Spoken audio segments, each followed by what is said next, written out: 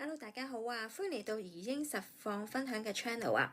今日想同大家分享翻呢關於早排咧內政部咧公布咗一個嘅政策咧，係放寬咗 BNO Visa 嘅申請人嘅，主要嘅對象咧就係1979年出世嘅香港人。而家呢一類嘅申請人呢，就可以用獨立嘅身份啦，去申請呢個 BNO Visa 嘅，亦都可以帶同佢嘅伴侶啦，同埋佢嘅子女啦一同申請嘅。咁以前呢，呢一類嘅申請人呢，係唔可以獨立去申請呢個 BNO Visa 嘅。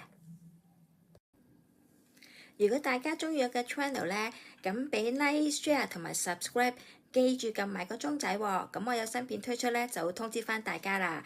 我哋下集再見啦，拜拜。